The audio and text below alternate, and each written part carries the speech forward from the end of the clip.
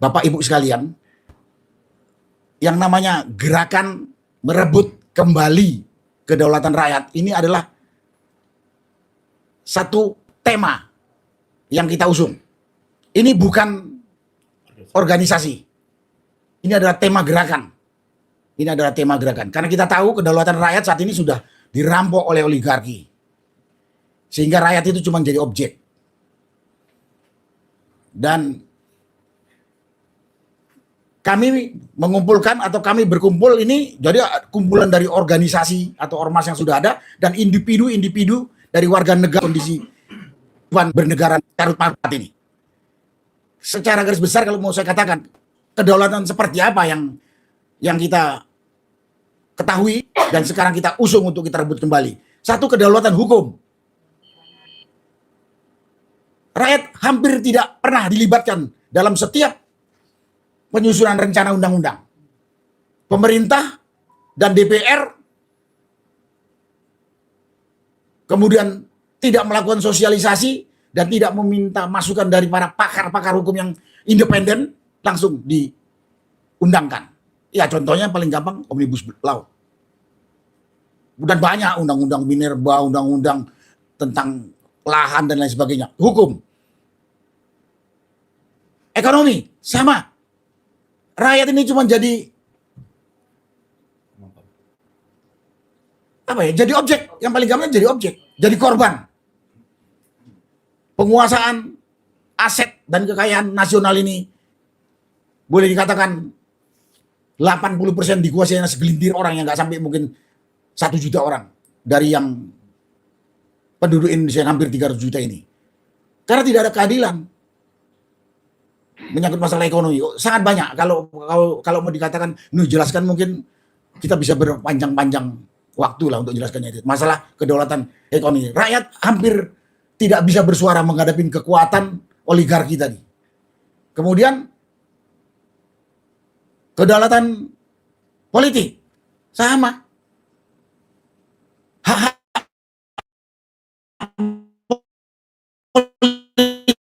politik kita ini sudah diambil partai politik tanpa melibatkan rakyat. Nah, politik nomor 1 yang diputuskan adalah kepentingan partainya. Kepentingan rakyat itu nggak tahu nomor berapa, nomor 2 atau nomor 3 atau nomor 4 nggak tahu. Kemudian wilayah, kedaulatan wilayah. Gampangnya itu lihat aja di PIK 2 ada PIK 1 itu. Pantainya saja kita nggak masuk, nggak bisa. Pantainya saja nggak bisa masuk, sudah ditutup.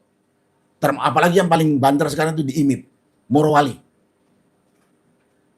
Sebetulnya yang seperti IMIP itu, seperti Morowali itu bukan hanya di Morowali, saya dengar katanya di Maluku Utara sana, di Halmahera, dan ada di Riau juga berlaku hampir sama seperti itu. Termasuk kedaulatan atau hak rakyat terhadap sumber kekayaan alam atau sumber daya alam Indonesia yang begitu besar. Kita nggak tahu. Katanya kita kaya sumber daya alam. Oil, gas, batu bara, mineral lain.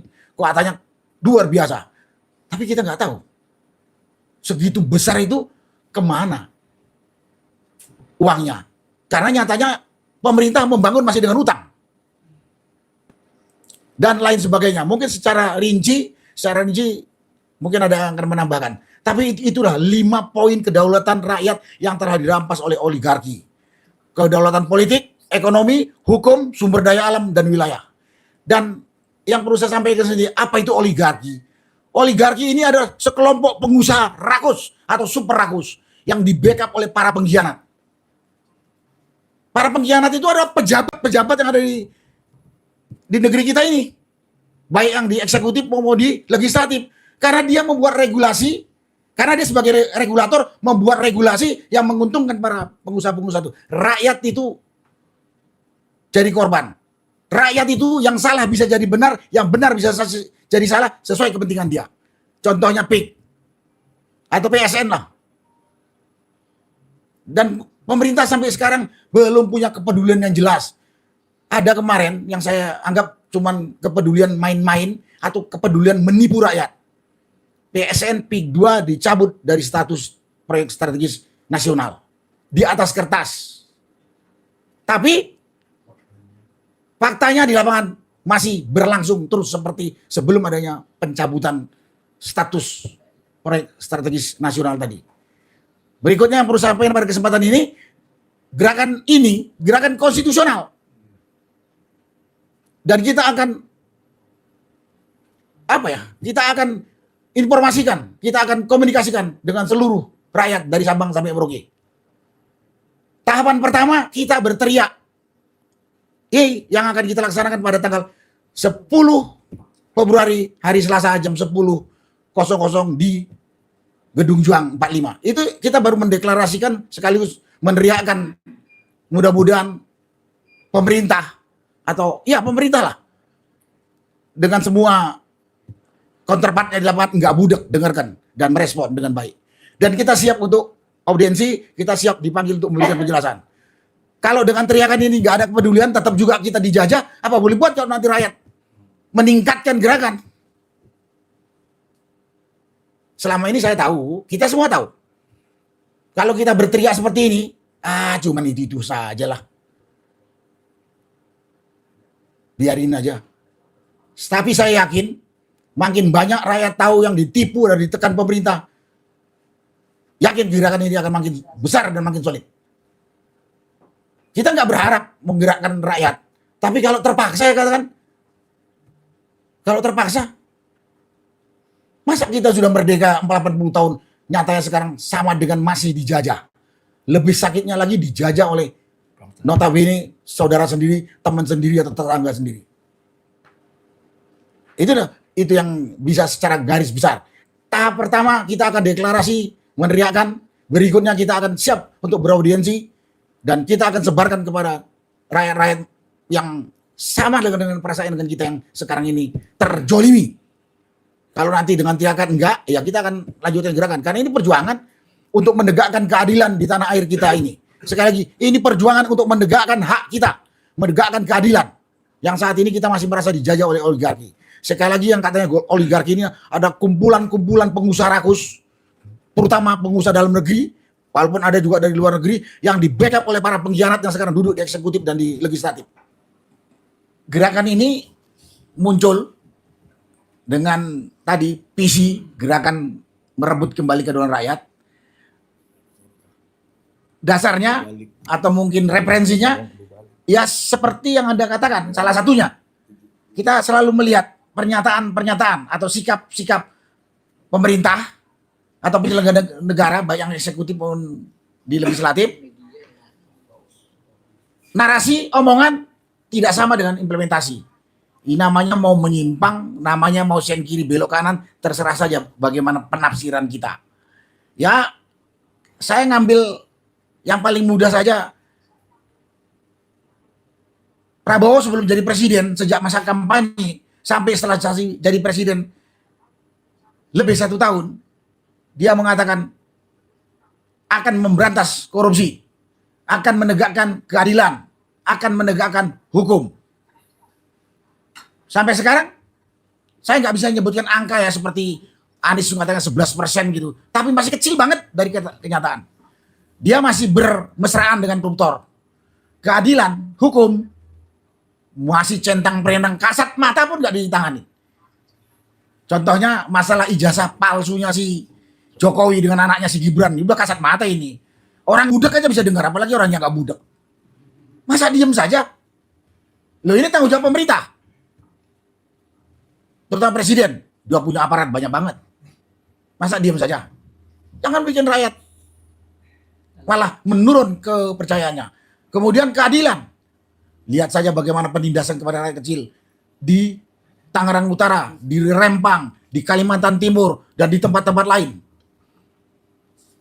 Masa rakyat kemarin saya lihat, di Labuan Batu, kampung saya sana di Sumatera Utara. Rakyat sudah menempatin lahan itu lebih dari 20 tahun, katanya kemudian itu lahannya pemegang hak harus digusur begitu saja. Sampai sedih melihatnya. Apa nggak bisa rakyat turun tangan? Itu rakyat juga loh, bukan kambing hutan itu. Ya? Dan lain-lain, banyak sekali kalau dihimpun. Dan jadi berdasarkan apa yang telah dilakukan oleh pemerintah, dasar gerakan atau ini, dan realita di lapangan yang saya katakan tadi. Jadi saya berdasarkan sepak terjang atau sikap yang telah ditunjukkan oleh penyelenggara negara, baik eksekutif, legislatif, dan kita juga melihat ketimpangan atau realita yang terjadi di lapangan. Dan suara yang kami dengar dari rakyat, bahwa rakyat ini sudah jadi objek doang gitu. Makanya kemudian padahal di negara demokrasi, kedaulatan negara ini ada di tangan rakyat. Harusnya eksekutif, legislatif bekerja untuk kepentingan rakyat karena dia digaji oleh kita. Nggak boleh menyimpang. Nah, tadi kalau istilahnya ini, istilahnya Pak Mulyono katanya dicuri, dirampok kita punya hak. Ya kalimat lainnya dikhianati kita nih oleh para penyelenggara negara ini. Bukan apa-apa, kita menderita. Dan kalau dibiarkan, kita takut hancur lebur negeri kita ini. Kalau sudah seperti itu, anak cucu kita yang berantakan. Itulah yang bisa saya jelaskan. Jadi ini berdasarkan sikap-sikap kerja pemerintah, penyelenggara negara, dan realita yang kita lihat di lapangan. Muncullah kumpulan kita ini yang akan kembali menuntut kedaulatan yang sudah dicuri, dirampok, dirampas, dan lain sebagainya. Sehingga kita cuma jadi korban doang gitu.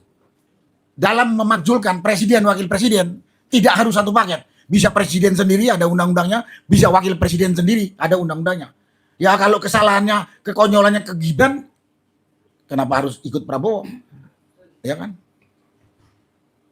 Kalau dua-dua lain lagi gitu. Nah, saya sampaikan pada kesempatan, kita sampai saat ini masih punya harapan walaupun kecil kepada Prabowo. Dan kita akan dukung Prabowo kalau kita punya apa yang kita sampaikan ini bersama rakyat ini dikerjakan oleh Prabowo. Kita akan backup. Kan Prabowo sering katakan, saya diancam, saya ditakut-takuti. Kita ini siap jadi benteng Bapak Presiden. Tapi kalau nanti seperti saya katakan tadi, kalau ini tidak disampaikan, Prabowo masih jalan sendiri sama perutnya, ini bisa membesar dari mulai gerakan konstitusional yang bersifat persuasif, bisa jadi bersifat masif, represif. Ya mungkin seperti tahun berapa? Tahun 98 atau tahun 66 dulu. Kita ini masih punya harapan, masih punya kepercayaan, walaupun kecil. Kami sampaikan gitu. Minimalis. Ya minimalis. Tapi kalau Gibran tadi yang sampaikan ini, udah jelas-jelas melanggar hukum kok. Apalagi kurangnya? Saya katakan tadi orang picek budek aja tahu gitu loh. Apalagi yang kayak kita ini masih normal, sehat matanya sama telinganya, nggak tahu itu kebangetan. Mungkin hatinya yang nggak tahu. Gitu aja. Kalau mata indranya tahu kalau Gibran tuh tidak sah sebagai wakil presiden gitu. Karena ini nyinggung saya kepada. Memang gerakan ini ada beberapa misi tadi dijelaskan oleh Pak Anu tuh. Memang judul besarnya merebut kembali kedaulatan rakyat. Tapi untuk merebut itu kita banyak misi. Ya nggak banyak tapi ada misinya. Contohnya tadi majulkan Gibran, adili Jokowi, reformasi polisi, sikat koruptor, tegakkan hukum. Itu misi-misinya. Tapi temanya itu tadi. Tema besarnya adalah merebut kembali kedaulatan rakyat yang telah terampas. Saya jawab, bisa ya Pak Madi? Lalu oligarki apakah penjajahan terhadap bangsa sendiri? Oligarki itu secara sederhana aja, sekumpulan manusia yang kemudian menindas rakyat untuk kepentingan dia saja. Dan ini dilakukan, kita udah kasat mata di sini. Adalah para pengusaha super rakus, di backup oleh para pengkhianat yang duduk di pemerintahan, baik di Politisi. Ya politisi lah, yang karena yang di pemerintahan juga ada politisi gitu kan. Para pengkhianat yang ada di pemerintahan, baik di eksekutif ataupun di legislatif. Karena pengusaha rakus ini nggak akan bisa bergerak bebas kalau nggak ada para pengkhianat ini. Nah, pada waktunya kita akan sebutkan siapa nama-nama para pengkhianat itu. Sekarang nggak perlu, belum minta ampun dan kembalikan rampasannya ya. Mungkin juga ada rakyat yang mau maafan. Kalau saya nggak memaafkan para bajingan itu, hukum mati gitu. Ya. Enak banget kalau habis mencuri, habis ngacak-ngacak negara, minta maaf tuh diampunkan. Ya enggak, kalau saya enggak. Ya, jadi dan ini pengusaha tadi bisa orang dalam negeri, WNI bisa juga dari luar atau kerjasama orang asing dengan pengusaha pengkhianat tadi, pengkhianat bangsa tadi itu. Ini semua oligarki. Oligarki itu adalah gabungan dari pengusaha dan pengkhianat tadi. Pengkhianat itu adalah penguasa penyelenggara negara, baik yang ada di eksekutif maupun di legislatif. Pengusaha itu nggak akan berkutik kalau pejabat-pejabat yang ada di eksekutif dan legislatif itu dia teguh, nggak bisa disuap. Dia pegang teguh norma moral yang ada. Makanya saya katakan ini pengkhianat. Dia diangkat oleh rakyat, tapi mengkhianati rakyat. Kemudian pejabat-pejabat tadi nggak mungkin dia bisa bergerak bebas kalau nggak diberi bantu dukungan finansial dari Pak tadi itu. Makanya saya katakan terserah mau dibilang. Tapi yang saya katakan yang harus dibasmi tadi, ya tadi itu pengusaha rakus ditambah para pengkhianat. Pengkhianat ini ada pejabat yang ada di eksekutif dan di legislatif. Contohnya undang-undang Omnibus Law itu bisa diundangkan, yang membuat itu kan antara eksekutif legislatif kan, betul kan? Tapi orderan dari ini pengusaha. Siapa yang salah? Dua-duanya. Kenapa pejabat ini mau diorder sama pengusaha? Ya kan? Nah, terus si ini otaknya kan yang penting untung, orang lain buntung terserah kata si pengusaha. Nah, itu masalah. Siapa yang oligarki itu tadi itu gabungan tadi oligarki gabungan dari pengusaha kan. Biar tegas, pengusaha rakus dengan pejabat. Orang kan bilang oligarki itu siapa ya gitu. Pengusaha rakus. Karena pengusaha rakus ini bukan hanya turunan Cina saja. Pribumi juga ada. Banyak. Jadi bukan hanya turunan Cina saja ya. Aku bilang berbasis Cina. Ya, enggak bisa bilang berbasis Cina. Rakus dari orang pribumi ada. Juga ada yang baik. Cina juga ada yang baik. Nah, ya itu makanya. Terus masalah teknis kita nggak perlu bicarakan di sini. Sekarang ini kita ngomong harapannya juga mengedukasi rakyat biar tahu, terutama rakyat yang merasa tertindas tadi. Nanti kalau dia kemudian mau bersatu, baru dia bergerak. Kalau bergerak atas dasar pemahaman dan kesamaan pandangan untuk menjaga negara ini, siapa yang mau melawan? Tapi kalau sekarang Pak Asar nyerbu PIK 2, dibilang Bapak anarkis di hukum. Gampang ya. Sekarang ini salah ngomong aja. Contohnya Bapak ini dikriminalisasi. Apalagi sekarang mau bakar PIK 2 tanpa kekuatan yang jelas. Sampai nanti dibakar sama anjing-anjing herder dia. Ngerti kan? Nah ini bicara teknis. Nanti. Ya nanti. Ya, karena sampai konsentrasi ke sana. Herder dia lebih banyak dari kumpulan sampean. Gak saya sebut saya Pak herdernya kan. Saya Pak Marwan ini pernah ngadepin itu di lapangan. Herdernya PIK 2 itu. Sebetulnya rakyat itu pertama teriak reformasi Polri. Karena Polri sudah keluar dari frame tugas fungsi dia. Jadi lembaga super body yang bisa menguasai semua lini. Intinya reformasi Polri. Tapi kemudian bagian dari reformasi Polri itu kita minta pertanggungjawaban pimpinan tertingginya si Sigit. Makanya dalam reformasi Polri itu orang teriak ganti si Listio Sigit. Ya, tapi yang namanya reformasi itu mengembalikan Polri sesuai dengan tugas pokok fungsi yang benar, enggak ngawur.